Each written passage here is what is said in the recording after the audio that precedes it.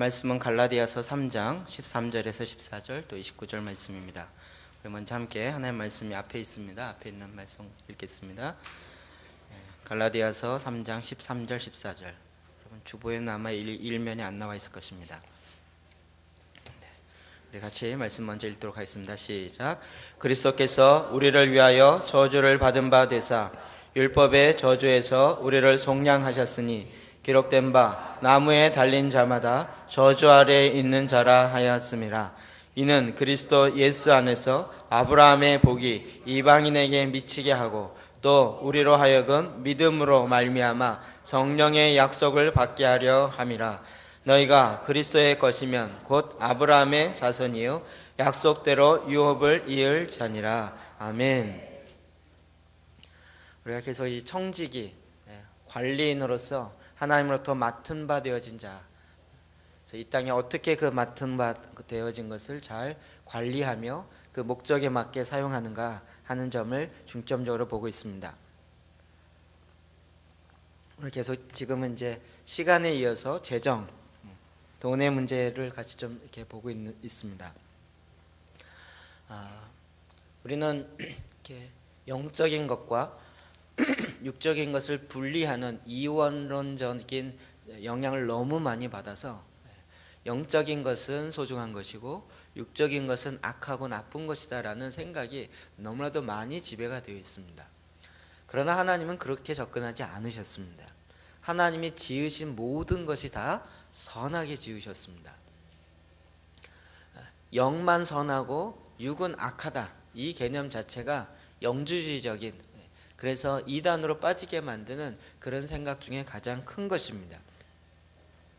특별히 우리가 잘 다뤄야 될 내용 중에 하나가 이 재정과 관련된 문제입니다. 지난주도 얘기한 것처럼 성경에 이 재정과 관련돼서 2009절 이상이나 다루고 있습니다. 그것은 우리의 삶의 현장이고 실제이기 때문에 그렇습니다. 물론 우리가 과거에 기복주의 그런 신앙을 가진 적이 있었습니다. 그것은 복만 구하는 거예요. 대부분의 이 샤머니즘 종교가 그런 것처럼 이 복을 주는 그 신이 어떤 신인지는 별로 관심이 없어요.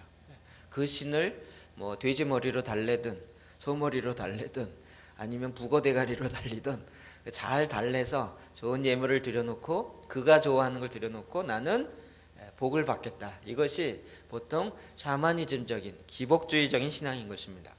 그러나 그것이 잘못됐다 그래서 복 그 자체가 다 틀린 것은 아닙니다. 왜냐하면 성경에 하나님 우리에게 복 주시길 원하십니다. 여호와는 우리에게 복을 주시고 지키시길 원하시고 천하 만물을 다 지으시고 복 주시며 가라사대 인간을 창조하시고도 복을 주시며 이르시되, 결국 하나님이 주시려고 했던 그 복과 인간이 자기의 이기적 욕심으로 말미암아 받으려고 했던 그 복의 차이점이 갖고 있었기 때문에 그런 것입니다. 또 한 가지는 우리 신앙생활 하다 보면 이 가난한 것, 좀 좋은 용어로 청빈사상이라 하죠. 청교도주의가 들어와서 청빈한 것이 신앙이 좋은 것이다 이렇게 많이 이야기합니다. 조금만 생각을 해보면 그게 금방 아니라는 걸 알 수 있어요. 청교도 시대, 초기 청교도 시대 유럽에서 막 박해받았을 때 그들이 가난하고 싶어서 가난한 게 아니라 워낙 국가에서 박해를 하니까 가난할 수밖에 없었습니다. 그 청교도들이 신앙의 자유를 찾아서 메이플라워를 타고 어디로 넘어갔죠? 아메리카로 넘어갔어요. 거기서도 가난하게 살았나요? 뭔 얘기인지 모르세요? 미국으로 넘어가서도 가난하게 여전히 살았나요? 아니요. 거기서는 큰 국가를 이루고 부하게 살기 시작했어요. 그래서 지금의 미국이잖아요. 청교도들이 가난하게 살려고 한 것이 아니라 자기의 재물보다도 믿음을 더 중요하게 여겼다, 이런 메시지이지 가난 그 자체가 복이다 라고 얘기하는 것은 아닌 것입니다. 그런 의미에서 오늘 말씀을 통하여 다시 이 재정, 돈이 정말 성경에서 뭐라고 이야기하는지를 정확히 이해하고 또 이제는 좀 종합적으로 바라보면서 바르게 성경적 열쇠를 갖고 접근하는 것이 필요한 것입니다. 우리 신명기 28장 15절부터 18절까지 말씀을 먼저 또 읽도록 하겠습니다. 시작. 내가 만일 내 하나님 여호와의 말씀을 순종하지 아니하여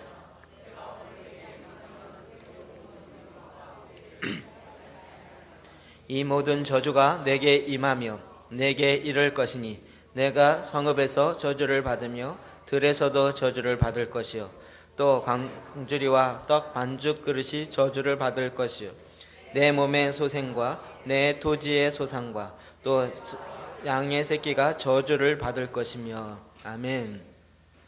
신명기 28장입니다. 성경 처음에 나오는 창세기, 출애굽기, 레위기, 민수기, 신명기, 이것을 모세오경이라고 이야기하고 가장 처음에 기록되어진, 우리가 보통 율법이라고 했을 때 모세오경을 이야기합니다. 이 신명기에 나오는 말씀은 처음, 결국 하나님이 이스라엘 백성과 처음 언약을 맺으면서 주었던 첫 번째 언약인 것입니다. 물론 그 전에 창세기에 보면 아브라함과 언약을 맺으셨습니다. 그리고 그의 아들 이삭과 야곱과 그리고 요셉과. 그러나 이때는 나라나 국가가 아니었고 우리는 족장 시대라 그럽니다. 요셉 이후에 애굽으로 가서 430년 동안 애굽에 있다가 큰 백성을 이루고, 이제 백성은 있는데 땅은 없잖아요. 주권도 없고.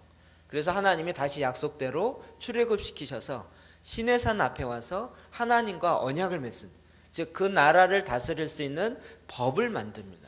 이것이 바로 하나님의 통치의 법, 율법이고 신약으로 오면 산상수훈과 같은 것입니다. 그래서 이 말씀은 결국 하나님의 백성, 하나님의 나라로 살아가는 저와 여러분들이 어떻게 살아야 할까 하는 것을 구체적으로 보여주는 것입니다. 그 중에 신명기 28장은 굉장히 유명한데요. 축복의 장, 저주의 장으로 유명합니다. 14절까지가 축복에 대한 이야기 나오고 15절부터 68절까지인가가 저주에 대한 이야기가 나옵니다. 성경은 늘 두 가지를 다 이야기하고 있습니다. 그러면서 이스라엘 백성에게 이야기하기를, 내가 만일 내 하나님 여호와의 말씀을 순종하지 아니하여 내가 오늘 내게 명하는 이 모든, 모세오경에 나오는 모든 명령을, 그의 명령과 규례를 지켜 행하지 아니하면 이 모든 저주가 너희에게 임할 것이다. 하나님이 저주가 임할 것도 언약하셨습니다. 하나님의 말씀을 듣고 지켜 행하면 축복이 임할 것이고, 듣지 아니하고 순종하지 아니하면 저주가 임할 것이다. 주님은 우리에게 두 가지를 다 알려주셨어요. 그리고 듣고 순종하느냐 듣지 않고 순종하지 않느냐, 이거는 우리의 선택으로 주신 것입니다. 그런데 하나님의 말씀을 듣고 행치 아니하면 어떻게 된다고요? 저주가 임할 것인데 16절에 보니까 내가 성읍에서도 저주를 받으며 들에서도 저주를 받을 것이요. 그 저주가 도시에도 임해요. 성. 게다가 들에서 보통 농사를 짓거나 이런 일 할 때도 그 가운데에서도 저주를 받는다. 제가 최근에 이런 하나님의 땅에 대한 것들을, 성경적 근거를 보면서 저주받은 땅이 있다는 걸 알게 됐어요. 특별히 하나님이 가장 싫어한 일을 했던 그 지역은 하나님의 저주로 묶여있고, 또 하나님이 가장 기뻐했던 그런 일을 했던 그 땅에는 하나님의 임재가 여전히 있는, 이렇게 비교해서 좀 죄송하지만 참 희한하게도요, 별 차이 없는 것 같은데, 이런 비교 별로 안 좋은 것 같긴 하지만 결과론적으로 그냥 얘기하면 남한에는 곡식이 해도 좀 잘 되는 편이에요. 북한은 이상하게 곡식이 잘 안 돼요. 흉년이 많이 들고 자연재해도 많이 일어나요. 꼭 그렇다고 하는 건 아니지만, 그래서 남한이 좋다 이런 얘기가 아닙니다. 근데 가만히 보면 우리가 전에 계속적으로 살펴보았듯이 선교사의 목을 자르고, 그리고 박해가 시작되어지고 했던 가장 핵심적인 것이 평양의 대동강변이었어요. 그곳에 놀라운 하나님의 부흥의 역사도 있었지만, 또다시 그곳에서 신사참배를 하나님께 드리는 예배가 아니요, 하나님과 반대되는 것이 아니라 국가에 대한 예의라고 교회가 정하고 오히려 성도들에게 그것을 권장하는 일을, 결정하는 일을 평양에서 했습니다. 그러다 보니 희한하게도요, 참 안 되는 것을 볼 수 있어요. 하나님은 그것을 풀 줄 믿습니다. 다시 회복하게 하실 줄 믿습니다. 저는 동방의 예루살렘이라는 얘기가 처음에 듣기로는 대구인 줄 알았어요. 왜냐면 처음 그 여기서 무슨 대회하고 이럴 때 이 한국의 예루살렘을 만들어주게 하십시오, 그 표를 대구에서 집회하는 걸 듣고 처음 들어서 아, 이게 대구인가 보다 그랬어요. 알고 봤더니 대구의 크리스천율이 그렇게 높지 않더라고요. 그 나중에 역사를 통해서 이게 보니까 동방의 예루살렘이라고 나왔던 그 말은 평양입니다. 평양에 그와 같은 하나님의 도시의 부르심의 사명이 회복되어질 줄 믿습니다. 하나님이 그 성읍에 저주가 임하게 되어진 일이 있다고요. 지금도 보면 그런 도시들이 있다니까요. 지금도 보면 하나님의 축복과 하나님의 저주가 있는 또 가문을 보더라도요, 희한하게도 어느 집안에는 계속적으로 잘 되는 집안이 있는가 하면 어느 집안은 계속적으로 안 되는 일이 나타나는 경우가 있어요. 그것이 무슨 운이 안 좋아서가 아니라 하나님의 말씀을 듣지 아니하고 행하지 아니함으로 주님이 언약한 대로 네가 내 앞에 죄를 범하면 3, 4대까지 이르리라 하는 그 말씀이 그냥 실현되어지는 것을 봅니다. 그렇기 때문에 지금 여기 나타나는 것처럼 땅도 그렇고요, 들도 그렇고 또 내 광주리, 이제는 가정으로 들어가요. 내 광주리와 떡 반죽 그릇이 저주를 받을 것이요. 내 광주리가 저주를 받으면 어떻게 될까요? 제가 아무리 상상해봐도 이게 어떤 저주일지 이렇게 이해가 좀 뭘로 설명해야 될지 모르겠어요. 광주리가 어떻게 찢어질까요?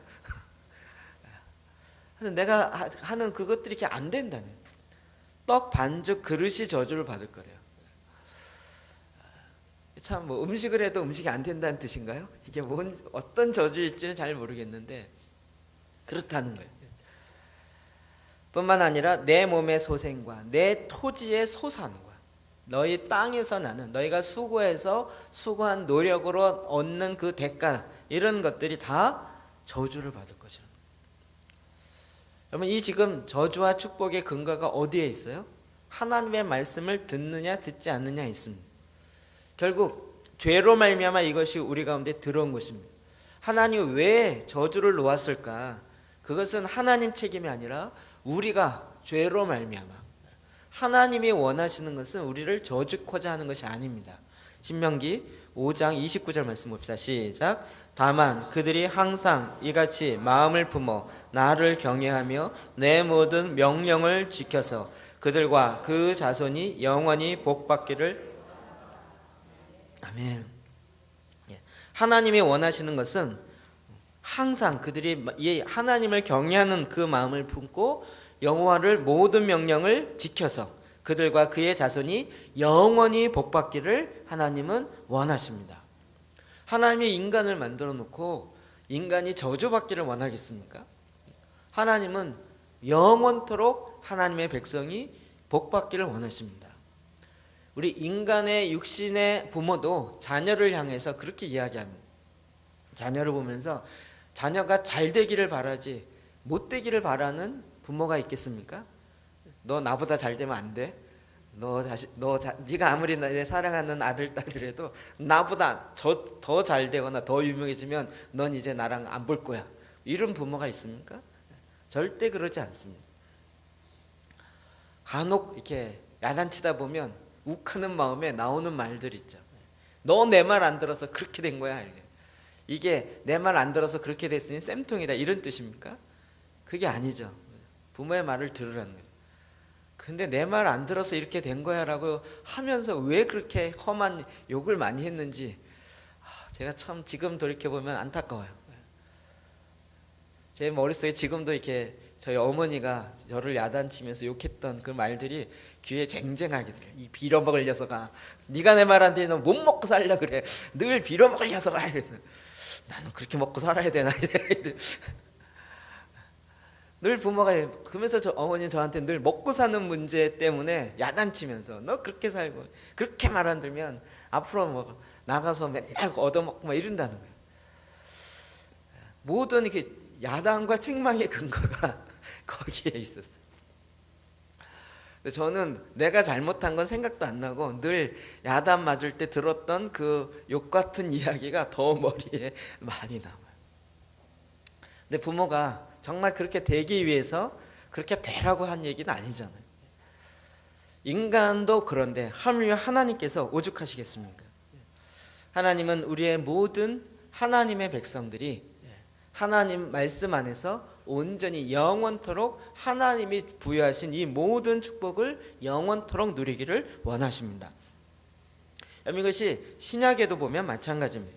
예수님께서 이 땅에 오셨습니다. 고린도후서 8장 9절에 이렇게 말하고 있습니다. 시작. 우리 주 예수 그리스도의 은혜를 너희가 알거니와 부요하신 이로써 너희를 위하여 가난하게 되심은 그의 가난함으로 말미암아 너희를 부요하게 하려 하심이라. 아멘. 예수님께서 이 땅에 오셨어요. 그래서 원래는 부요하신 하나님의 아들 또한 성자이신 예수 하나님이십니다. 부요하신 이로써 너희를 위하여 가난하게 되심은, 이 가난을 또 이원론적으로 생각해서 이게 영적인 가난이다. 또 이 보수주의적에서는 굉장히 이렇게 많이 해석을 했었습니다.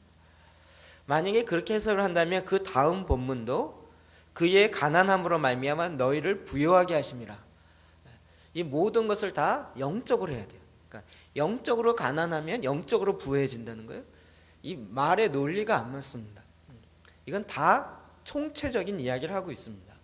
주님이 실제적으로 우리 가운데 오셔서 주님이 물질적으로도 가난하게 되심은, 우리의 영적인 것뿐만 아니라 물질적으로도 가난하게 되심은 우리로 하여금 부요케 하기 위해서, 영적으로뿐만 아니라 육적으로도 다, 영과 육이 다 부요케 되기 원하시는 하나님의 그 뜻이 있는 것입니다.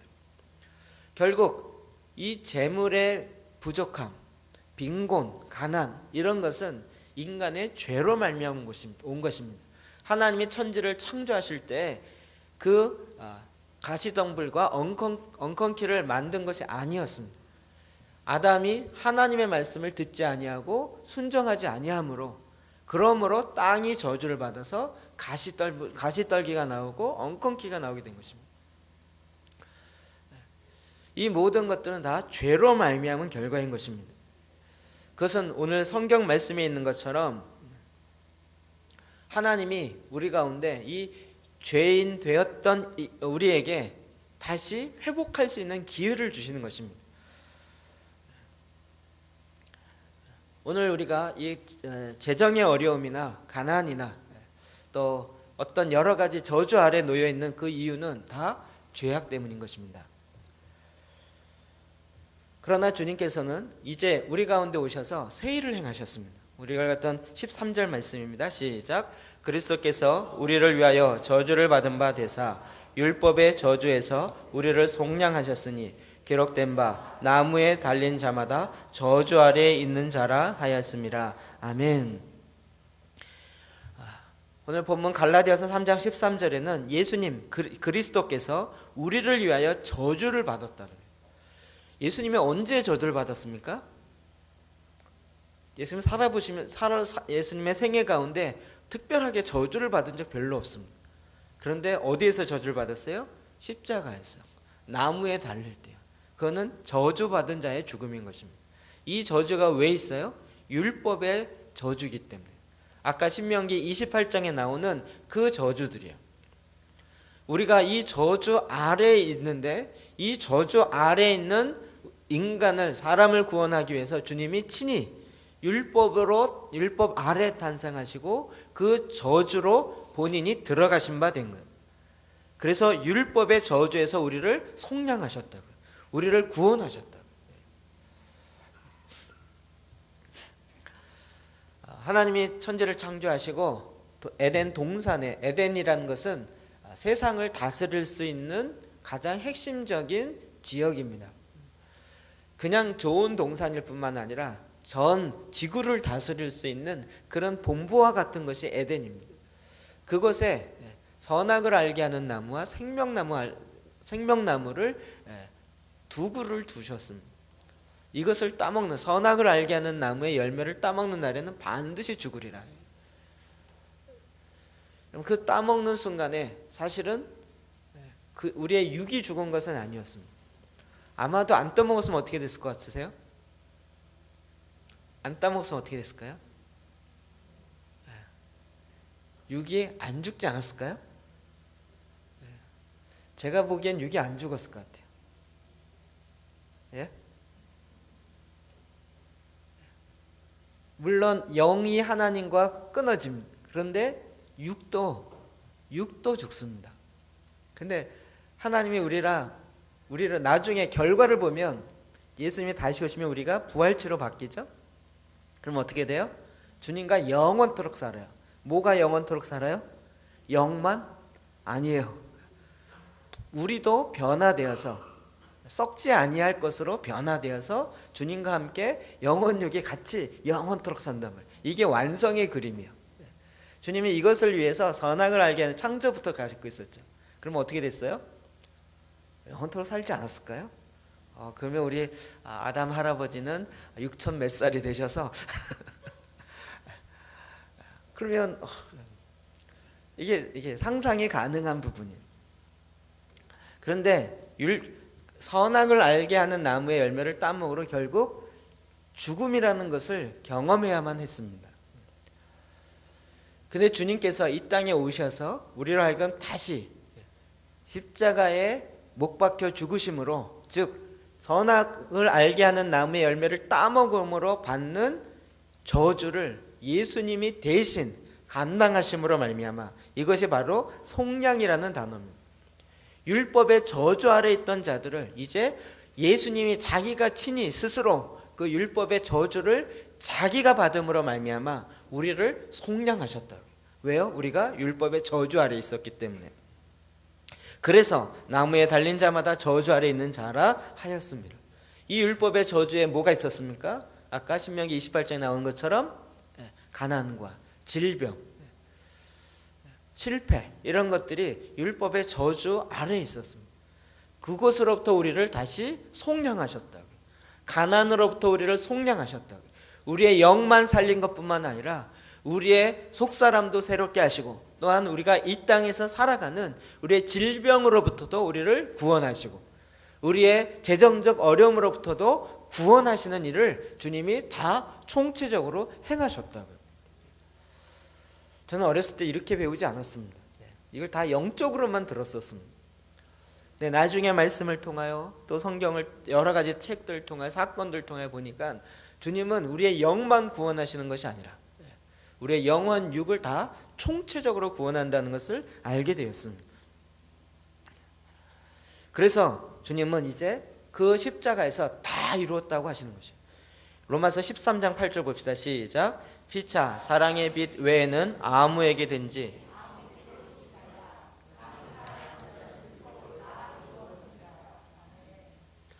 예수님이 십자가에 돌아가시면서 마지막 말씀이 뭐였냐면 다 이루었다. 아니, 십자가에서 비참하게 죽는데 뭘 다 이루었습니까? 근데 주님은 다 이루었다라고 하고 돌아가십니다. 죽으면서 다 이루었다는 거예요. 뭘 다 이루었다는 걸까요? 율법의 저주 아래 있는 하나님의 형상으로 지음받은 인간을 구원하는 그 모든 길을 다 이루셨어요. 왜요? 본인이 율법의 저주를 다 받으셨기 때문에, 그 대가를 다 치루었기 때문에. 그래서 이제는 그 율법의 요구를 완성하신 거예요. 그래서 율법을 다 이루신 두 번째 아담인 예수님이 되신 것이에요. 이제 예수 그리스도 안에 있는 자는 저와 여러분이 율법을 다 이루게 되는 자가 되는 것입니다. 근데 율법을 어떻게 다 이루어요? 사랑할 때, 하나님을 사랑하고 이웃을 사랑할 때 이 율법을 이루게 된다고요. 예수님이 우리에게 그것을 알려주셨던 것입니다. 자, 아까 율법에 뭐가 있었죠? 오늘 조금 이렇게 논리적으로 얘기하니까 막 이렇게 졸시는 분이 좀 계신데요. 깨어나십시오. 율법에 뭐가 있었죠? 내가 이 말을 지켜 행하면 축복을 받을 것이고, 말을 듣지 아니하고 행하지 아니하면 저주가 임할 것이라. 율법이 다 이루어졌다. 그래서 율법의 저주를 속량하셨어요. 그러면 율법을 이루는, 여전히 율법의 하나님 말씀을 지켜 행함으로 갖는 그 하나님의 언약도 다시 회복되어지는 것입니다. 창세기 1장 28절 말씀 다시 한번 읽어볼까요? 시작. 하나님이 그들에게 복을 주시며 하나님이 그들에게 이르시되 생육하고 번성하여 땅에 충만하라. 땅을 정복하라. 바다의 물고기와 하늘의 새와 땅에 움직이는 모든 생물을 다스리라 하시니라. 아멘. 하나님이 인간을 창조하시고 인간에게 복을 주시며 하나님이 인간에게 이르시되 이렇게 말씀하신 거예요. 생육하고 번성하라. 땅에 충만하라. 이 5가지 명령이 지금도 유효합니다. 하나님의 내리신 이 명령이 실패로 끝났다면 인간의 실패로 끝나는 것이 아니라 하나님의 실패예요. 그런데 다시 하나님이 우리를 구원하셔서 생명을 불어넣으셔서 다시 회복하셨어요. 그런데 회복한 우리가 이제는 하늘나라 갈 것이 아니라 이 땅에서 이루어야 할 동일한 책임이 있어요. 이게 바로 생육하고 번성하라는 거예요. 생육하고 번성. 하나님 지금도 이 일을 이루시길 원하십니다. 저는 개인적으로 자녀를 40이 낳으신 분을 주의 이름으로 축복하고 이 하나님의 말씀을 지켜 행하는 그 믿음에 너무나도 감탄합니다. 그리고 그 순종에 정말 축복합니다. 지금은 세상적으로 뭐 하나 낳고 둘 낳고 중국도 그렇게 하지만 완전히 뒤집어졌어요. 미국이 중국을 두려워하는 것은 인구가 많기 때문이에요. 그 13억이라는 인구를 도저히 감당할 수가 없습니다. 물론 다른 요인도 많이 있습니다. 생육하고 번성하는 걸 통하여 하나님이 정말 이 땅에 이루고자 하는 하나님의 역사는 반드시 이루고 지고야만 하는 것입니다.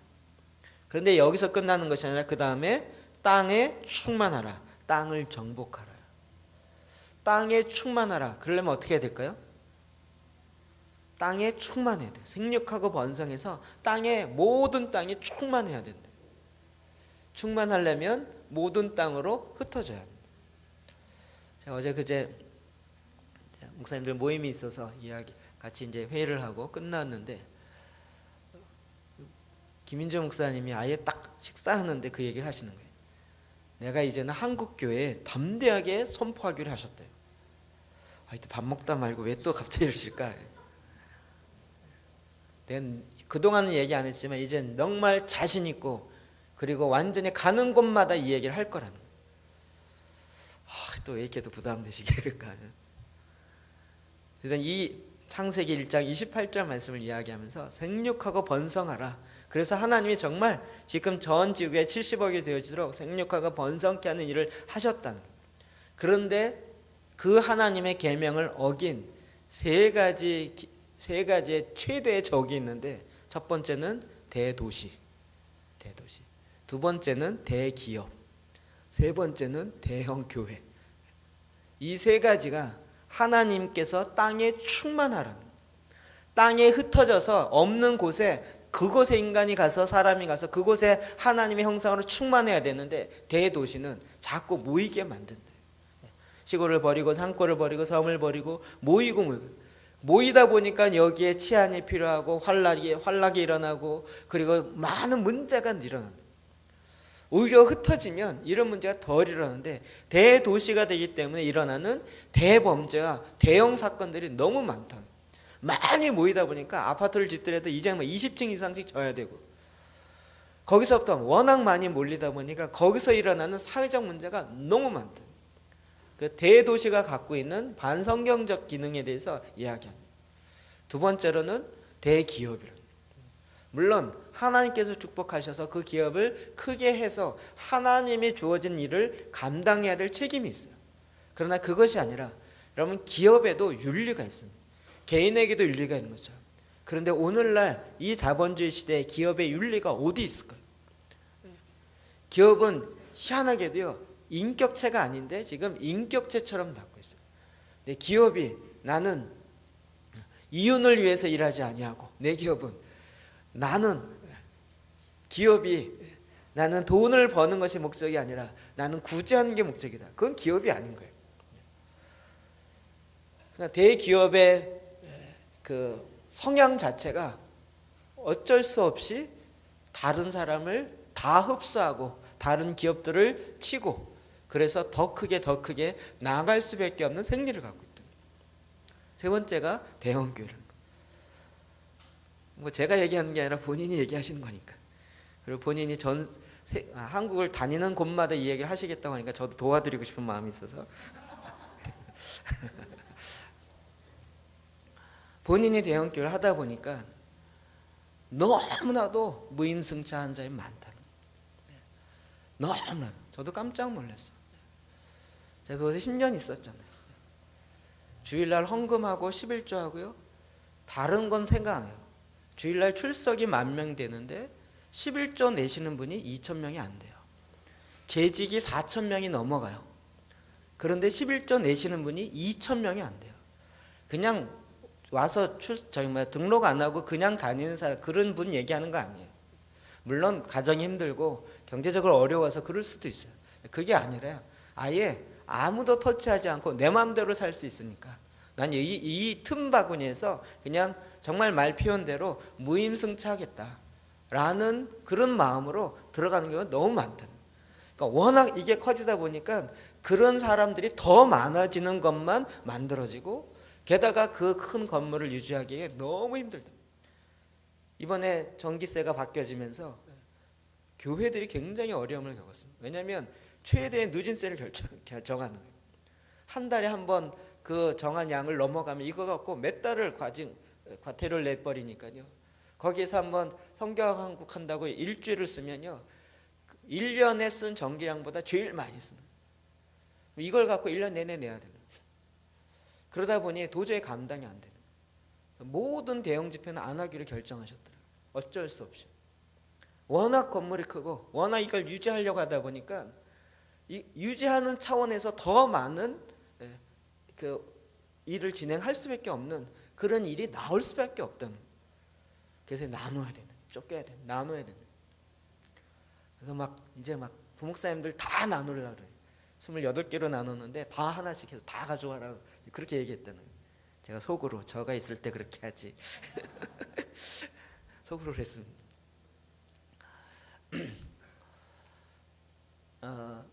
하나님은 땅에 충만하라고 그랬어요.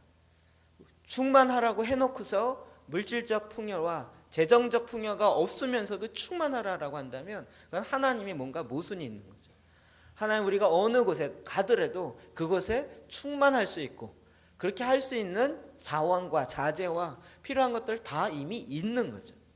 근데 이것이 충만하지 못한 이유는 뭐냐면, 그렇게 땅의 모든 저 열방과 섬과 정말 모든 세계에 있는 모든 나라 가운데 충만케 되어야 되는데 이것을 한두 사람이 다 자기의 걸로 소유하는 거예요.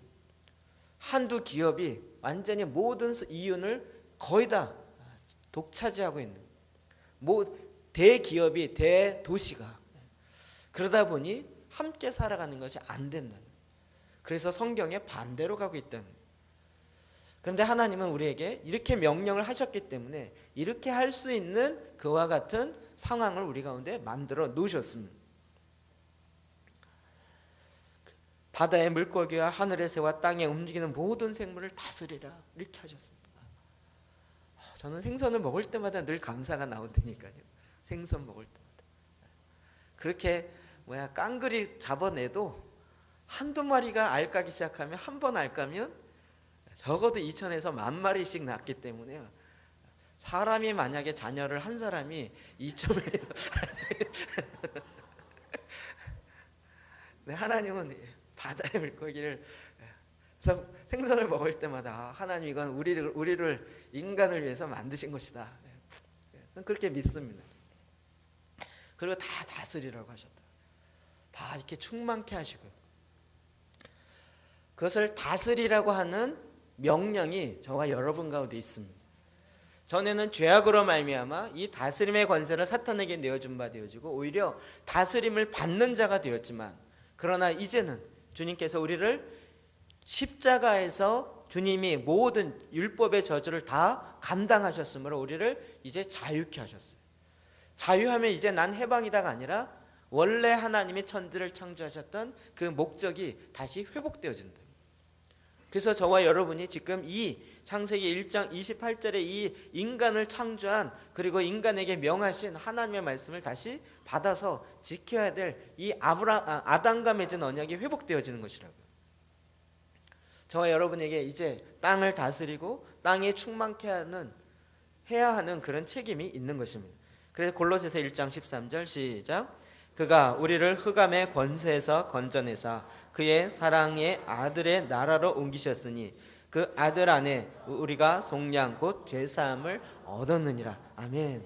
전에는 우리가 죄로 말미암아 흑암의 권세, 흑암의 허물과 죄로 말미암아 죽어 있었고 세상의 풍속을 쫓아가고 있었다.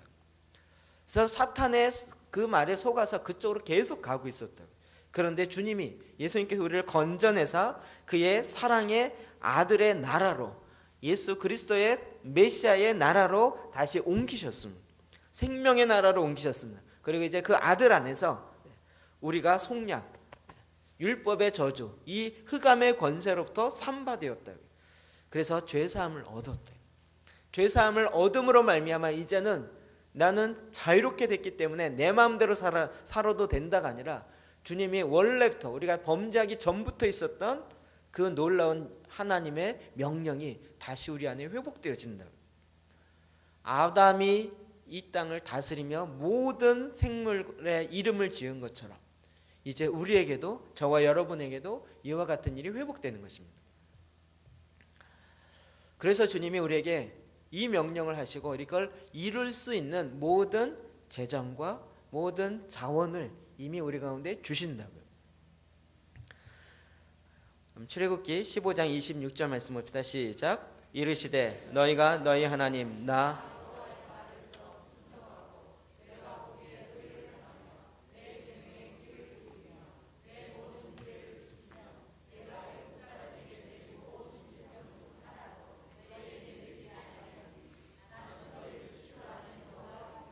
아멘. 주님의 출애굽기입니다. 이스라엘 백성이 출애굽해서 하나님 앞에 시내산 언약을 맺는 그 언약 가운데 있는 중간입니다. 너희가 너희 하나님 나 여호와의 말을 듣고 순종하면 내가 보기에 의를 행하며 내 계명에 귀를 기울이며 내 모든 규례를 지키면, 하나님의 말씀을 지켜 행하면, 다 듣고 지키면 이렇게 되어 있어요. 내가 애굽 사람에게 내린 모든 질병 중 하나도 너에게 내리지 아니하리니 나는 너희의 치료하는 여호와임이라. 여기 앞과 뒤의 문장이 잘 연결된다고 생각하세요? 너희가 내 말을 잘 듣고 지켜 순종하면 애굽에 있었던 그 10가지 재앙 뿐만 아니라 애굽에 있는 많은 풍토병부터 시작하는 그런 질병이 너희에게는 임하지 않게 하겠다는 거예요. 하나님 이렇게 말씀하셔요. 이게 그냥 과장법일까요? 그럼 질병이 왜 온다고요? 율법의 저주로 말미암아 온다. 제가 그 경제학을 전공한 목사님 책을 이렇게 봤는데 그 목사님 아주 재미있는 주장을 하셨는데 이 말씀을 보면서 딱 그게 맞겠구나 생각이 들어요. 우리나라의 원래 사망률은 옛날부터 사망률이 뭐가 제일 높은가를 그 나라마다 조사하면 사망률이 뭐가 높은가에 따라서 그 경제나 이런 걸 평가할 수 있는데 전에는 아니었어요. 근데 최근에는 암이에요. 암. 네. 우리가 가난하고 힘들었을 때는 암으로 죽는 사람이 별로 없었어요. 근데 지금은 경제적으로 잘 사는데 더 암으로 죽는 사람이, 암으로 말미암은 사망률이 더 많아진 거예요. 그리고 전에는 또 나이 드신 분이 좀 있었는데 이제는 상관없어요. 왜 이렇게 많은가? 그리고 곧바로 말씀으로 들어가더니 재물로 말미암은 걱정과 염려가 많아졌기 때문에 그게 암으로 발생한다는 거예요. 약간 논리적 귀결이 없는 것 같아서 제가 약간 좀 까우뚱했었는데 이 말씀을 보니까 이해는 돼요. 왜 이렇게 질병이 많아요? 환경이 깨지고 여러 가지도 있지만 가장 중요한 것 중에 하나는 하나님의 말씀을 지켜 행하지 않는 거예요.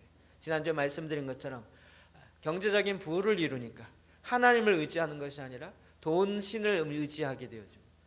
그러니까 돈이 많으면 많은 거 관리하려고 걱정하고 염려하고, 없으면 없는 것 때문에 걱정하고 염려하고, 그것 때문에 염려가 더 많아지니까 염려로 말미암은 질병들이 많이 생긴다. 주님은 오히려 우리에게 정확하게 이렇게 말씀하고 있습니다. 저는 이 하나님의 말씀이 진리라고 믿습니다. 아까 신명기 28장 앞부분에 축복의 장이라고 그랬습니다. 2절부터 5절 읽어봅시다. 시작. 내가 내 하나님 여호와의 말씀을 정정하면 이 모든 복이 내게 임하며 내게 이르느니 성읍에서도 복을 받고 들에서도 복을 받을 것이며 내 몸의 자녀와 내 토지의 소산과 내 짐승의 새끼와 소와 양의 새끼가 복을 받을 것이며 아멘. 아까랑 정반대죠. 똑같은데 반대요. 성읍에서도 복을 받는 성이 있다고요. 그곳에 가면 뭐든지 잘 돼요. 뿐만 아니라 들에서도 복을 받고 내 몸의 자녀와 토지의 소산, 짐승의 새끼, 소와 양의 새끼가 복을 받아요. 사람만 복 받는 것이 아니라 거기 그 주위에 있는 피조물까지도 복을 받아요. 내 떡광줄이야 떡 반죽 그릇이 복을 받을 것이라. 이 모든 것이 뭐와 관련돼 있어요? 하나님의 말씀과. 우리는 생각하기를 이 세상에서 잘 사는 사람, 돈 많이 버는 사람은 뭔가 돈 많은 원인이 있을까 이렇게 생각합니다. 그런데 성경은 정확하게 이 재정의 풍성함은 어디서부터 오냐면 하나님의 말씀으로부터 온다라고 정확하게 얘기하고 있습니다. 저는 이것이 전에는 그냥 성경 말씀 잘 들으라고 과장해서 하는 얘기인가 보다 라는 정도만 생각했었습니다. 그런데 그렇지 않습니다. 하나님께서 이 땅을 창조하시고 우주를 창조하시고 이 우주 가운데 하나님이 운영하는 운영의 원리를 두신 것입니다. 하나님의 말씀에 귀를 기울이라. 하나님이 어떨 때 축복하는지를 정말 성경 말씀을 보면서 밑줄을 그면서 한번 쳐보시라고요. 하나님이 어떻게 말하시는가. 이사야 1장 19절입니다. 시작. 너희가 즐겨 순종하면 땅의 아름다운 소산을 먹을 것이요. 아멘. 너희가 즐겨 순종하면, 우리가 하나님께 순종하면 땅의 아름다운 소산을 먹을 것이라.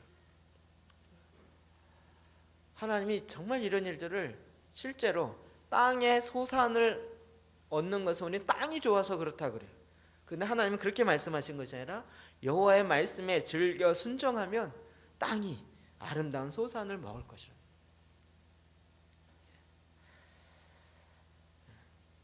하나님은 우리 땅 가운데요, 이 말씀이 실제인 것을 너무나도 많이 우리 가운데 허락하셨습니다. 제가 이건 과학적 뭐가 없기 때문에 말하기는 조금 그렇지만 지난 여름에 가장 큰 대박은 수박 사건이었습니다. 혹시 아십니까? 제 카카오 스토리에 보면 그 수박 이렇게 잘라서 들고 찍은 사진이 있습니다. 여기 주말 농장 우리 성도들이 이제 22개의 땅에서 1년에 2만 원 받고 이렇게 지금 열심히 농장을 지는데 집사에 한 분이 거기다 수박을 심었습니다. 한 줄기 났죠. 한 줄기. 그리고 수박이 되리라고는 아무도 상상하지 않았어요. 근데 이게 열매를 맺더니요, 수박이 정말 이만하게 커졌어요. 그래서 그걸 잘라서 봤더니 너무 맛있어요. 달콤하고 완전 대박이었어요. 그래갖고 땅이 축복을 받는다는 게 뭔지 알겠어요. 그리고 다른 사람한테 이야기했더니 이 수박이 잘 된다는 게 쉽지 않다는 거예요. 수박이 그렇게, 게다가 또 약품 치지 않고, 그런데도 그게 달고 그렇게 잘 될 수 있다는 건 아주 특이하대요. 근데 지금 우리 집사님 내년에 수박하려고 지금 단단히 벼르고 있으시죠. 희한하게 땅의 소산이, 정말 아름다운 소산을 내게 하는 사건들이 나타난다고요.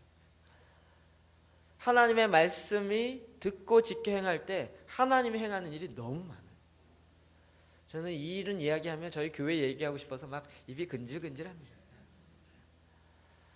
하나님이 하여튼 하나님의 말씀을 듣고 하나님의 말씀을 어떻게 하든지 하나님의 말씀에 집중하려고 하니까 하나님이 계속 네가 맞다라고 사인을 자꾸 주세요. 뭘로 주실까요? 물질적인 축복으로 주세요. 저희가 지금 이제 원래 나무를 많이 해놔서 화목 난로를 여기 놨습니다. 그렇죠? 지난번에는 시험을 떼봤는데 이게 냄새가 너무 나고 이거 어떡하나 고민이었어요. 올해는 이번에 다시 이제 저 산 쪽에 있는 그 잘라진 나무 1년 동안 이렇게 그냥 마른 나무를 갖고 와서 이제 장작으로 패서 떼니까 화력이 너무 좋고 냄새도 별로 안 나고 너무 좋은 거예요. 그래갖고 막 너무 신나갖고요. 사진을 찍고 화력 확 타면 찍고 해서 야 너무 좋다. 그리고 이따 점심 드시러 갈 때 한번 이렇게 체험해 보십시오. 그래서 화목 난로를 샀습니다. 난로 그 위에 또 고구마를 구워 먹을 수 있는 그게 있어요. 야 이거 좋다. 또 고구마가 몇 개 있어갖고 거기서 구워가지고 너무 좋은 거예요. 뭐 재밌잖아요. 그걸 때 사진 찍어가지고요 카카오스토리에 딱 올려. 우린 또 이렇게 논다 이래갖고 또 하여튼 저희 교회는 늘 재밌는 것만 하는 것 같아요. 그랬더니 또 몇몇 사람 리필을 붙었어요. 그런데 제가 전에는 잘 알고 있었던 후배 목사인데요. 작년에 저기 어디죠? 태안반도 있는 쪽에 거기가 고향이에요. 그쪽으로 자기 고향에 있는 교회로 다시 위임받아서 시골 교회 담임 목사로 갔어요. 굉장히 일을 잘하거든요. 근데 그 친구가 이걸 딱 보더니 형님 내가 직접 지은 고구마가 있는데 맛 좀 보세요. 그리고 2박스를 보내왔어요. 그 다음날 왔어요. 그래갖고 그걸 딱 열어보는 순간 그동안 먹었던 고구마는 고구마가 아닌 것 같아요.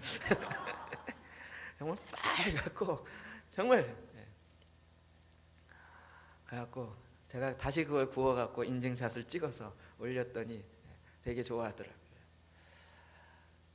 제가 뭐 고구마 달라 그런 것도 아니고요. 그냥 너무 기뻐서 그냥 했더니 하나님이 2박스 그냥 보내신.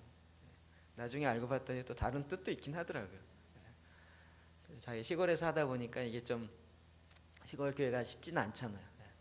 그래서 워낙 일을 잘하고 좋아하니까 자기네 난로는 화목 보일러를 놔가지고 교회를 화목 그 보일러로 이렇게 리모델링하고 이렇게 워낙 손재주도 좋고 워낙 부지런해갖고요. 어떻게 할지 제가 벌써 안 봐도 그림이 그려져요. 그래놓고 또 고구마를 또 했대요. 고구마를 했는데 100박스인가가 그런 고구마가 올라왔대요. 그래갖고 이걸 또 이제 고구마는 얼면 끝이라면서요. 얼기 전에 이게 좀 해야 되는데 판매 루트가 없어가지고 그러던 차에 제가 고구마 하나 그것도 많은 것도 하나 잘 익은 거 이렇게 하고 찍었는데 그거 보고 와서 그러면서 시골 교회 도울 수 있으면 좋겠다고 이러면서 왔어요. 여러분 필요하시면 사십시오. 설교 시간 별 얘기를 다 하네. 하나님이 축복하시면 땅에 소산을 주신다. 그것뿐만 아니라 우리의 재물 재정의 풍요함을 허락하신다. 그래서 이게 지금 어디에 관계 있어요? 하나님의 말씀을 듣느냐 안 듣느냐에 지켜 행하느냐 안 행하느냐에 그 우선순위가 있습니다. 우리는 자꾸 내가 하는 사업이 내가 하는 이 일이 왜 안 되는가? 그 일에 잘 되고 안 되고가 어디에 달려 있다고요? 하나님의 말씀을 듣고 행하는가 듣지 않는가 여기에 달려 있다고요. 성경은 계속적으로 이야기를 하고 있습니다.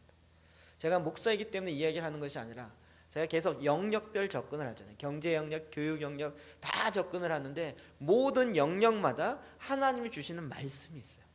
그 말씀을 지켜 행할 때 하나님이 그 영역 가운데 하나님이 원하시는 대로 회복의 역사를 일으키는 것입니다.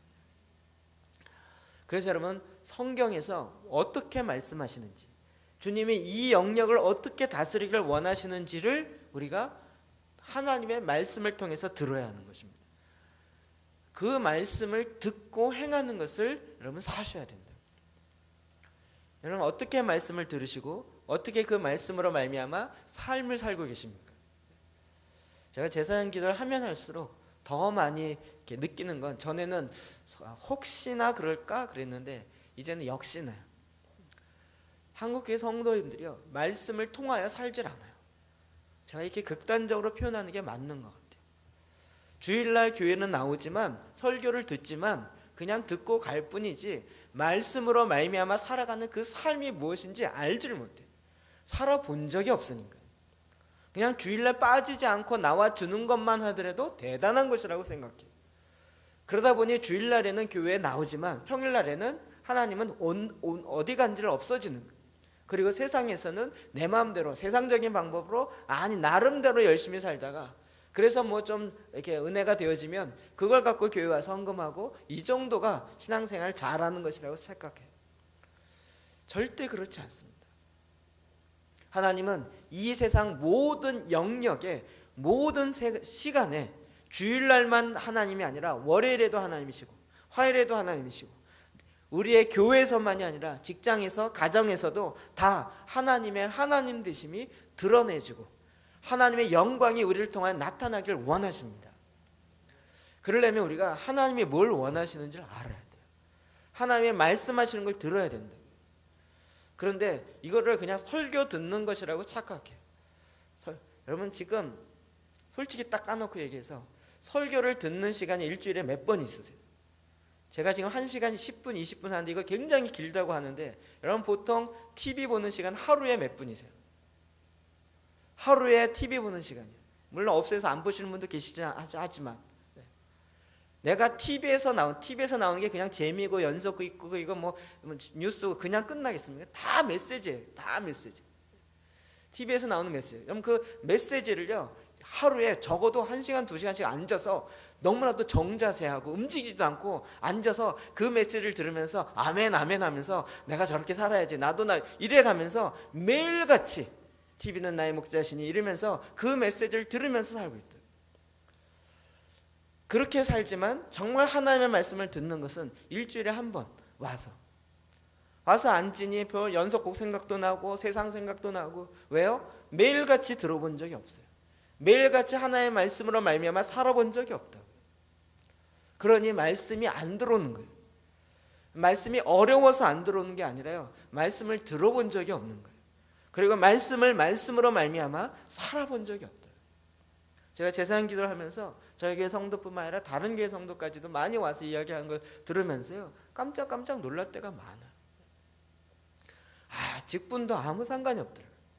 관사님이 왔다 가도 하는 얘기가 난 말씀이 어려워서 이해가 안 된다.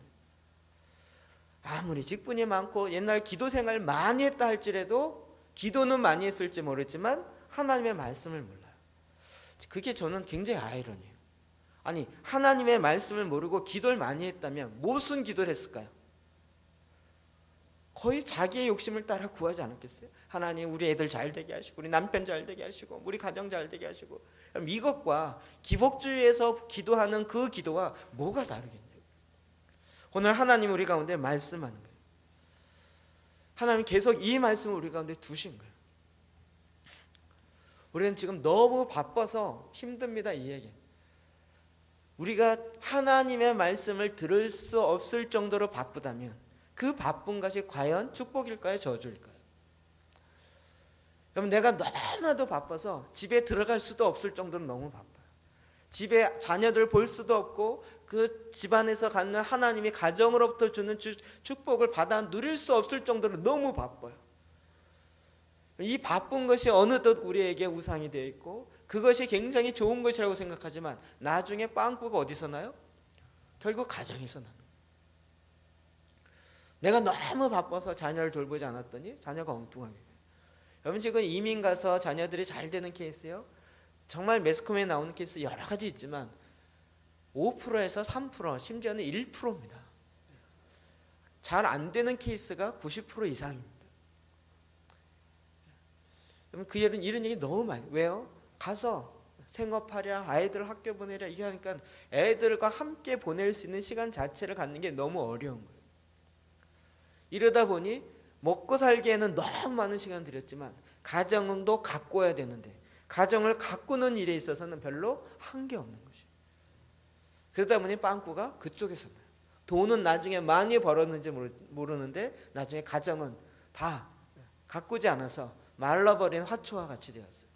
이젠 대화도 잘 안 되고요. 그러다 보니 하나님이 정말 가정을 통해 일하고자 하셨던 그 뜻을 모르는 거예요. 저는 제사장 기도하는 것이 저에게 큰 축복이었습니다. 오늘 오후에도 더 얘기하겠지만 저희가 계속 말씀으로 기도하다 보니까 말씀으로 말미암아 살아가는 것이 무엇인지 드디어 알게 되었고 체득하게 되었어요. 자, 여러분 모두가 다 정말 깨어서 하나님의 말씀을 듣고 순종하여 하나님이 예비하신 축복을 다 받아 누리기를 주의 이름으로 축복합니다. 그러려면 제사기도 하십시오. 혼자 하기 힘들면 나와서 하십시오. 혼자서 하든 나와서 하든 좋습니다. 그리고 이번에 우리 임직되신 분, 피택되신 분은요, 일주일에 한 번은 반드시 나오십시오. 제가 다른 조건은 하나도 안 했지만 딱 이거 하나만은 겁니다. 적어도 일주일에 한 번은 제사 한 기도를 나오십시오. 아니 저희 교회 가장 핵심이고 가장 적인데 다른 교회에서 거기 제사 한 기도 안 되면 와서 좀 알려줘 그러면 나 몰라 이러면 곤란한 거예요. 내가 가서 할게. 내가 가서 이렇게 도와줄게. 이게 돼야 되는 거예요. 앞으로 한 6개월 있으니까 여러분 열심히 하셔서 여러분이 인도자가 될 수 있을 정도로 하나님의 말씀을 듣고 하나님의 말씀을 내가 행하는 이것이 되어야 하나님이 주는 축복이 무엇인지 알고 하나님이 내게 주는 이 번영의 축복을 누릴 수 있게 되는 것입니다. 여러분 갈라디아서 3장 13절 이후에 14절 있습니다. 읽어볼까요? 시작. 이는 그리스도 예수 안에서 아브라함이 복이 이방인에게 미치게 하고 또 우리로 하여금 믿음으로 말미암아 성령의 약속을 받게 하려 함이라. 아멘. 하나님이 우리가 율법의 저주로부터 우리를 속량하셨어요. 왜 그렇게 했냐? 이는 그리스도 예수 안에서 아브라함의 복이 이방인에게도 미쳐요. 하나님께서 아브라함과 언약을 맺으셨단 말이에요. 창세기 12장 1절 2절이요. 내가 너를 축복하는 거예요. 그래서 어떻게 해요? 너를 축복하는 자가 축복을 받고 저주하는 자가 저주를 받아요. 복의 근원으로 삼아요. 그리고 또 15장 17장이면 또 아브라함과 또 맺은 언약이 있어요. 내가 너를 열방의 아비로 삼고 많은 자녀를 줄 것이에요. 하늘의 별처럼 바다의 모래처럼 많은 자녀를 줄 거예요. 아브라함이 이 축복을 받습니까? 예. 결론적으로 볼 때는 받습니다. 그렇죠? 하나님이 아브라함과 맺은 그 언약이 단지 영적인 축복뿐만 아니라 육적으로도 실제로도 축복을 받습니다. 뿐만 아니라 아브라함이 가난하게 샀냐? 그렇지 않아요. 아브라함이 족장으로 굉장한 부를 갖고 있었습니다. 그러니까 아브라함에게 주었던 모든 축복이 이제는 그리스도 예수 안에서 이방인에게까지 저와 여러분에게까지 미치게 하려고 하나님 예수 그리스도가 십자가에 못 박혀 죽으심으로 율법의 저주를 속량하신 거라고요. 또 우리로 하여금 믿음으로 말미암아 성령의 약속을 받게 하려 하심이라. 성령이 우리에게 뭘 약속하셨어요? 성령이 계속 우리에게 친히 계속 증언하시는 것이 있어요. 뭘 증언해요? 너희가 하나님의 자녀라고요. 자녀이면 곧 후사, 하나님의 기업을 물려받을 하나님의 상속자라는 것을 우리에게 계속 성령께서 친히 말씀하고 계신다. 하나님 우리를 왜 구속하셨어요? 아브라함에게 맺은 그 언약의 축복을 우리에게도 동일하게 허락하시려고요. 여러분 믿으십니까? 우리를 구원해 놓고 너 교회 일만 해라 이게 아니라 하나님은 우리에게 축복의 근원이 되게 하시고 그 축복의 생명을 우리로 하여금 받아 누리는 존재로 우리를 만드신 것입니다. 사탄은 어떻게 하든지 이걸 자꾸 하여튼 교묘해서 막 이원론 들어놓고 또 막 엉뚱한 생각 집어넣고 이래가면서요 자꾸 하나님 주신 축복 이 원전으로서 성경에서 얘기하는 것이 무엇인지를 왜곡하게 만들어요. 그 축복 중에 여러 가지 축복이 있는데 오늘 그중에 몇 가지만 살펴보면요 말라기 3장 10절입니다. 읽어볼까요? 시작. 만군의 여호와가 이르노라 너희가 온전한 11조를 창고에 들여 나의 집에 양식이 있게 하고 그것으로 나를 시험하여 내가 하늘 문을 열고 너희에게 복을 쌓는 곳이 없도록 붙지 아니하나 보라. 아멘. 11조를 하나님께서 제정하셔요. 그래서 이걸 갖고 이야기하세요. 이거를 우리는 많이 또 착각해요. 목사님 또 돈 얘기하네. 이 돈 얘기가 아니고요. 이 풍요로움의 근원이 어딘가요? 근원이. 지난주에 잠깐 말씀드린 것처럼 이 재물이나 재정이 들어올 때 이 재정을 나에게 주는 근원이 누구로부터 오는가 하는 거예요. 우리는 직업으로부터 온다라고 생각합니다. 내가 수입원이 되어지는 그것으로부터 온다라고 생각해요. 그래서 직장을 잃거나 뭐 어떤 농사가 잘 안 돼 이러면 내가 근원이 끊어졌다고 생각해요. 그게 아니라는 것을 계속적으로 주님이 우리라고 알게 하시는 것이 11조예요. 여호와는 나의 근원이세요. 여호와는 나의 공급처이세요. 주님이 그 직장을 통해서 일하시는 것이지 직장이 나를 먹이는 게 아니라고요. 이 땅의 소산을 하나님께서 내게 하셔서 우리라고 풍요롭게 하는 거지 땅이 나를 먹이는 게 아니라고요. 그것을 수단으로 사용하는 거라고요. 우리가 이것을 계속적으로 하나님 나의 근원이십니다. 하나님 나의 공급처이십니다. 이것을 잊지 말고 계속적으로 하나님께 고백하라고요. 이것이 바로 우리에게 11조로 다는 거예요. 11조를 내면서 하나님 20분의 1은 하나님의 것입니다. 이거 안 내면 내가 혼날 것 같으니까 내가 저주 안 받으려고 냅니다. 이런 차원에서 하라는 얘기가 아니라 하나님은 이 세상 모든 것들을 지으시고 창조하신 분이시고 이 모든 일 가운데서 하나님은 나의 공급처가 되십니다 라는 믿음의 고백이라는 것이에요.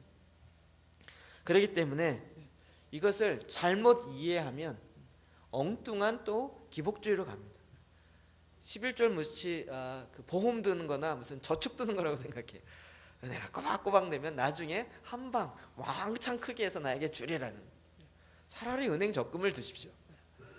그런 차원이 아니고 이건 내 믿음의 고백이고요. 내 하나님의 말씀에 신뢰하는 것입니다. 믿음이 없이 잘못되어진 동기로 하나님께 하려고 하지 마십시오. 여러분 많이 제가 지난번 잠깐 이야기한 것처럼 내가 11조를 우리 교회에서 제일 많이 내는 사람이 되겠습니다. 이런 엉뚱한 얘기 좀 하지 마시고 엉뚱한 기도하지 마시라고. 많이 내는 게 축복이고 적게 내는 게 축복이 아니라고. 그 액수의 차이는 그 말씀을 몰라서 그래요. 하루는 예수님께서 성전 헌금통 바로 앞에 의자를 놓고 앉으셨어요. 그 사람들이 헌금을 하고 가는 거를 예수님이 지켜보셨어요. 저도 그 말씀 보면서 저 앞에다가 앉아서 봐야 되나. 그런데 과부가 와서 자기에게 있는 두 렙돈을 내고 갔어요. 예수님 그걸 보고 너무 기뻐하셨어요. 부자가 와서 돈을 엄청 스르륵 쏟았는데 그거는 별로 보지도 않으세요. 두 렙돈을. 그러니까 하나님의 법칙은 뭐예요? 비율의 법칙이에요. 비율의 법칙. 과부를 보고 뭐라 그랬어요?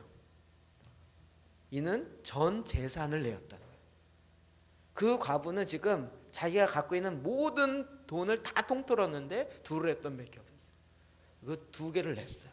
그러니까 100%를 낸 거예요. 100%를 냈어요. 그런데 지금 부자는 돈을 왕창 쏟았는데 자기 재산에 얼마를 냈어요? 1000분의 1도 안 돼요. 재산으로 치면 1000분의 1을 낸 거예요. 근데 주님을 어떻게 보세요? 이 과부가 내어진 것이 전 재산을 냈다는 거예요. 이게 성경의 계산법을 자꾸 이해를 하셔야 돼요. 성경의 계산법. 내가 뭐 다른 사람보다 비교해서 더 많은 11조를 내는 게 더 낸다. 이게 아니라니까요. 성경은 비율로 얘기한다니까요. 하나님의 계산법은 그거예요. 달란트 비유도 그렇고요. 계속 보면 5달란트 받은 사람이나 2달란트 받은 사람, 네가 적은 일에 충성하였으니 또 똑같이 주면서 내가 많은 거 5개를 주면서 2개를 주면서도 많은 거 준다. 하나님의 계산법은요 비율로 돼 있어요. 그러니까 지금 이 믿음을 보는 거예요. 우리 안에 있는 믿음이 이것에 많고 적음을 보지 않는다. 주님은 계속 우리의 주님이 나의 공급처이신가 라는 것을 믿고 있는 거예요. 바른 동기로 하나님께 내어드리는가 하는 거예요. 여러분 이것은 믿음의 고백인 것입니다. 주님이 나의 공급처이십니다. 주님이 나의 방패이시고 나의 산성이시고 나의 도피성이시고 나의 힘이십니다. 이 믿음의 고백으로 주님께서 우리에게 허락합니다. 이렇게 나를 믿고 나를 신뢰하고 나에게 의지하는 자를 내가 하늘 문을 열고 너에게 복을 쌓을 것이 없도록 붙지 아니하나 봐라. 주님 그렇지 않겠어요? 주님을 이렇게 신뢰하는데 주님을 이렇게 따르는데 주님이 더 하나님께서 축복하지 않으시겠냐. 뿐만 아니라 또 한 가지는요. 누가복음의 6장 38절에 이렇게 말하고 있습니다. 시작. 주라 그리하면 너에게 줄 것이니 곧 후히 되어 누르. 아멘. 성경의 재정의 원칙은 주라요. 주고 받으라요. 자본주의의 재정의 원리는 사고 팔아라요. 그거 비슷한 것 같지만 완전히 다릅니다. 아예 주는 거예요. 파는 게 아니고 아예 주어라요. 주님은 성경의 말씀 보면 필요에 따라서 그냥 저 사람이 이런 필요가 있는데 너에게 그것을 채울 수 있는 것이면 주어라. 주어라. 그리고 너의 필요가 있으면 그것을 이야기해서 받으라는 거예요. 우린 주는 건 또 되게 좋아하는데 받는 건 굉장히 자존심 상하려고 그래요. 그래도 돈 받는 건 되게 좋아하더라고요. 주어라. 주어라. 뿐만 아니라 필요한 건 받으래요. 사도행전에 보면 하나님의 성령의 역사가 일어난 초대교회에 하나님께서 그 필요를 따라 나누기 시작했어요. 하나님의 성령의 역사가 일어나니까 사람들이 이 재물의 주인이 하나님이신 줄 알고 내가 어떻게 하든지 섬기면 섬겨야 되겠다 이 생각을 해서 주는 거예요. 그냥 주면 나중에 뭐가 생기지 이게 아니고요. 그냥 하나님의 말씀 따라 준다. 그 필요를 아니까 그냥 가서 나누어 준다. 주고 나서 얻는 대가가 아니고요. 그냥 말씀에 순종하여 준다. 곧 후이 주되 누르고 흔들어 넘치도록 하여 너에게 안겨주리라. 이런 건 또 빨간 줄 쫙쫙 거놓으세요. 주님의 언약의 말씀이에요. 주어라고요. 저는 개인적으로 주는 일을 좀 여러분이 많이 했으면 좋겠습니다. 지난 오후 예배 때 얘기했지만 저희가 저희 그 절기와 관련돼서 제가 절기와 관련된 고민을 참 많이 했었습니다. 성탄절 성경에 없어요. 절기 성경에 나오는 절기와 우리가 지키는 절기가 참 달라요. 이게 왜 다른지 나중에 알게 됐어요. 그러자고 다시 우리가 초막절 지키고 유월절 지키고 또 성령 감림절 지키자 이렇게 가기에는 좀 아닌 것 같고 그렇다고 지금 하는 절기를 없애자니 그것도 아닌 것 같고 그래서 지금 있는 절기 그 추수감사절, 부활절, 성탄절 이거를 어떻게 하면 그 의미를 살릴까 이런 쪽으로 고민을 계속 많이 하고 그래서 부활절 헌금은 다 외부로 쓰기로 하고 추수감사절은 우리가 감사함으로 쌀을 내고 드리고요. 성탄절은 어떻게 할까 고민하다가 성탄절은 주님께서 이 땅에 내려오신 거예요. 보호자를 포기하시고 내려오셨어요. 그래서 자기 자신을 우리에게 내어주셨어요. 성탄절만큼 우리가 내어주는 일을 하자. 제가 이 마음이 전에부터 있었어요. 작년에 못했는데 올해는 그래서 성탄절 예배를 저희 교회에서 안 드립니다. 이미 각 나누었는데요. 여기 그 외국인 노동자 사역을 하고 있는 교회가 지금 저희 교회가 세 교회랑 지금 이미 연결이 되어 있습니다. 여러분 그곳에 가서 성탄절 25일 날 예배를 그곳에 드릴 것입니다. 여러분 그곳에 가십시오. 그리고 그곳에서 저희 성탄절 헌금 봉투 그 전주에 저희가 나눠 드릴 것입니다. 근데 그 헌금을 여기 교회로 하지 마시고 그 교회 다 하고 오십시오. 싹 하고 오십시오. 얼마 했는지 표 남기지 마시고 그냥 하고 오십시오. 그냥 주라고요. 그래서 그리고 그 교회에 무슨 필요가 있는지 보시고요. 가봐야 어떤 필요가 있는지 알아요. 가기 전에는 어떻게 도와야 될지 도울 수 있는 방법을 잘 모르세요.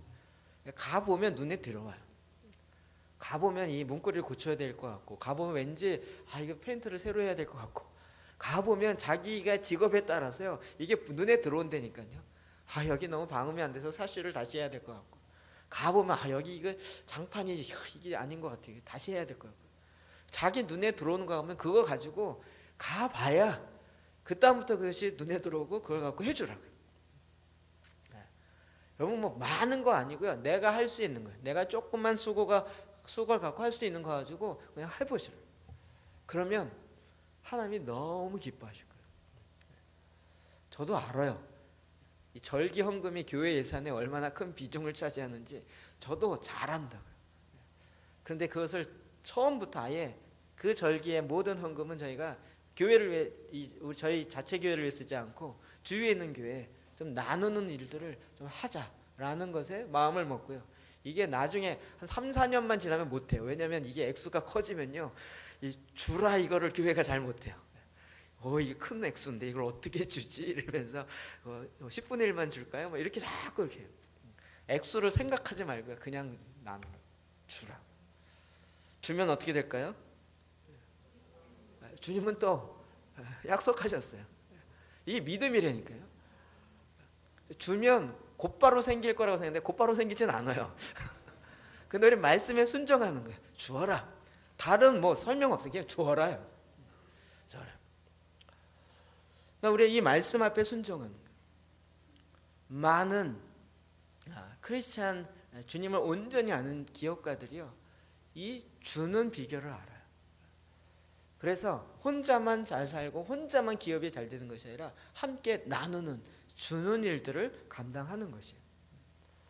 오늘날 교회에서도요, 저는 이거 충분히 감당할 수 있다고 생각해요. 나누어 주는 거. 제가 이렇게 좀 같이 연결해서 하다 보니까요, 정말 이렇게 막 큰 돈 주는 게 최고의 도움이라고 생각하는데, 그거보다 더 좋은 건요, 함께 하는 거예요. 그 자리에 같이 가는 거예요. 같이 가다 보면 그냥 대충 알아요.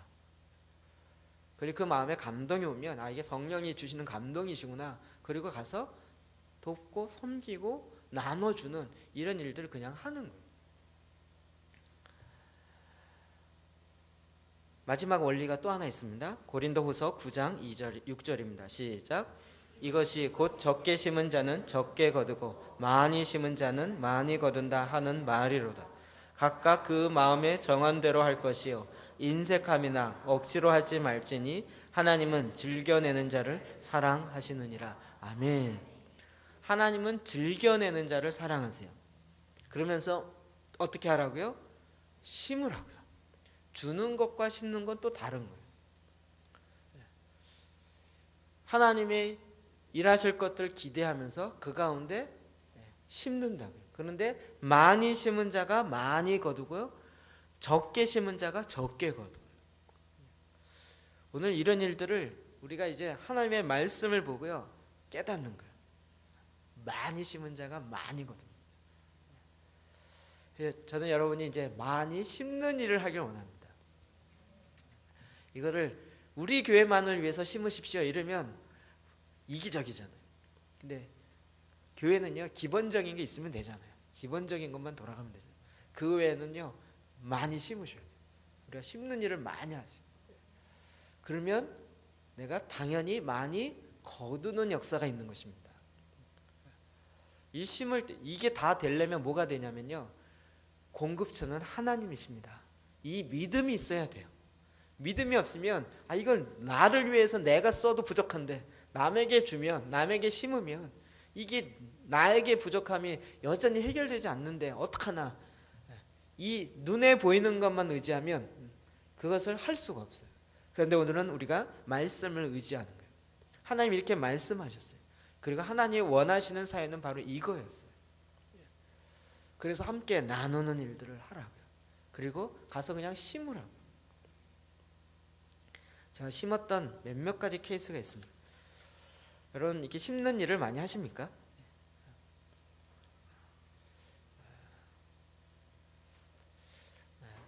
아까 고구마 얘기도 그렇지만요, 우리 안에서 이렇게 여러분 도와서 심음으로 말미암아 하나님이 우리에게 오히려 많이 거두게 하시는 사건들이 여러 개 있습니다. 이 얘기 또 잘못하면 많이 거두려고 막 억지로 심는 사람이 있는데요, 그 다음 말씀 꼭 보셔야 돼요.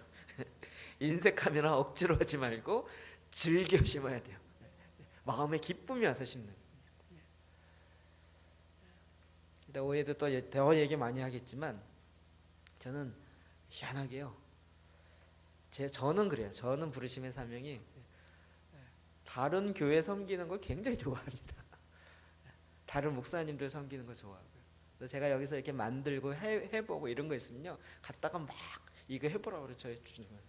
그래서 할 수 있으면 하라고 나눠주고. 좀 희한해요.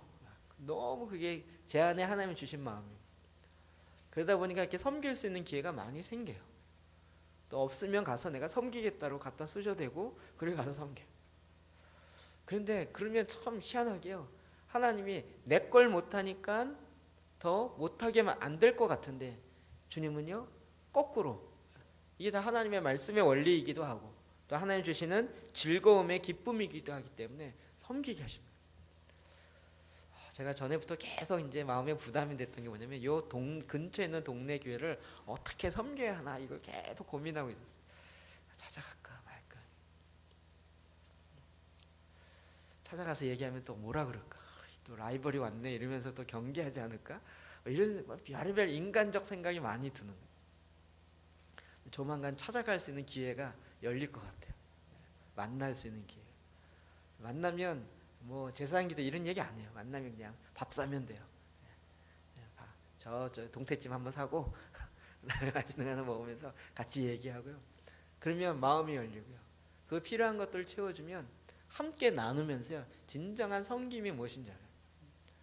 지난번에 저희가 쌀을 나눠드린 걸 가지고요. 종학의 목사님이 문자로 저한테 왔어요. 목사님, 나눌 수 있는 기쁨을 주셔서 너무 감사해요.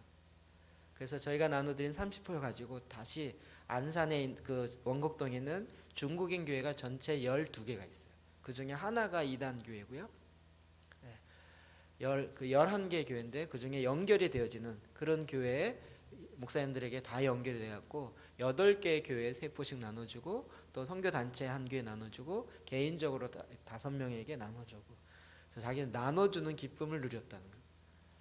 너무 감사하고 그 참 미안한 건 받는 사람이 다 자기에게 고맙다 그래서 내가 미안해서 내가 주는 게 아니고 이렇게 된 거라고 그렇게 설명을 했다고 그 얘기를 하는 거예요.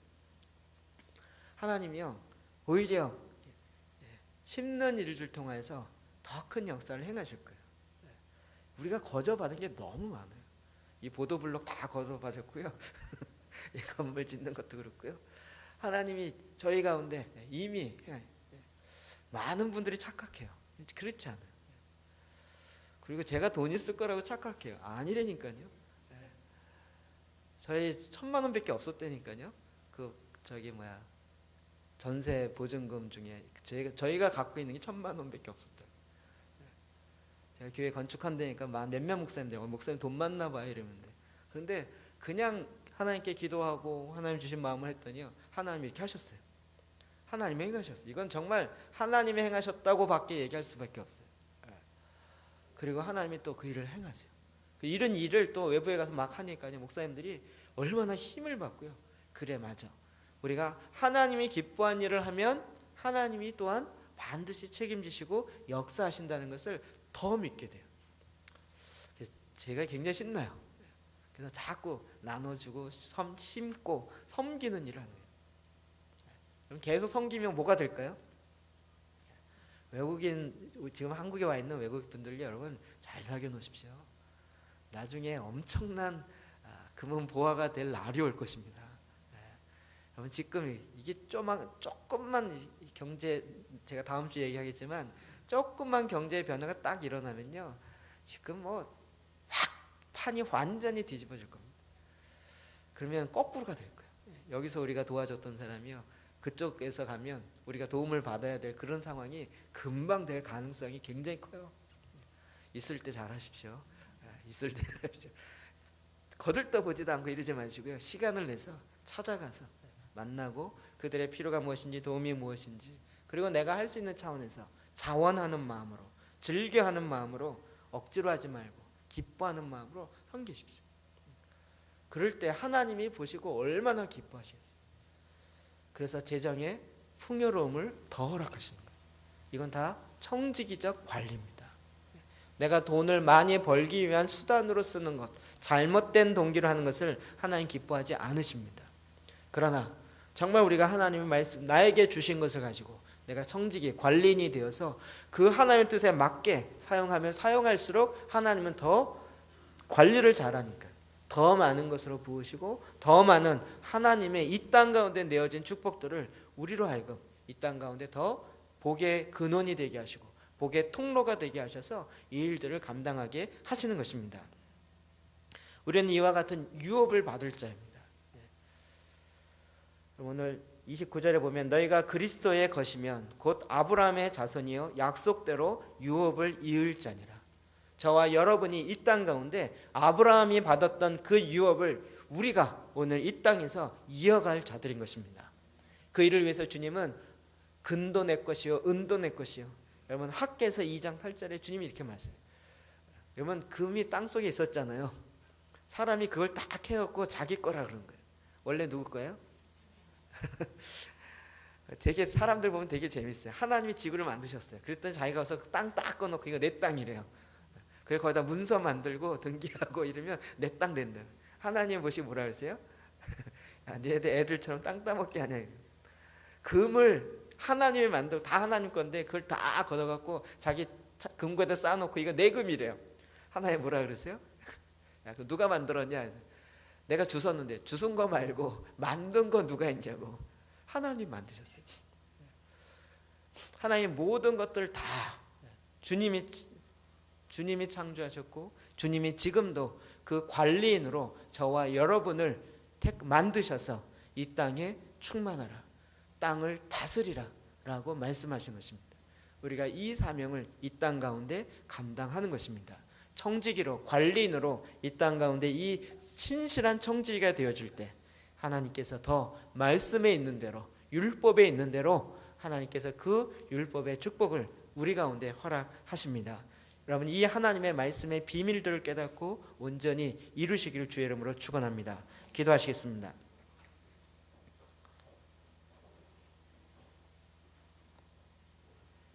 하나님 아버지, 이 시간에 주님의 말씀의 비밀들을 알게 하시니 감사합니다. 주님, 정말 이 진리의 말씀을 더 많이 보게 하여 주옵소서. 우리의 눈을 열게 하여 주십시오. 하나님, 그리고 말씀의 비밀을 알 수 있도록 지혜와 계시의 영을 허락하여 주옵소서. 세상의 논리와 내가 살아왔던 방법을 이 시간 내려놓게 하시고 하나님의 방법, 하나님의 말씀을 듣고 행함으로 말미암아 하나님 말씀대로 이루어지는 역사를 보도록 하나님 인도하여 주옵소서.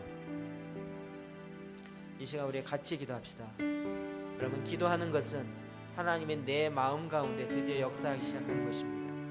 우리의 입을 열어서 하나님 앞에 내 기도를 듣고 행하시는 하나님 앞에 여러분이 정직한 그 마음으로 하나님께 나가 기도하십시오.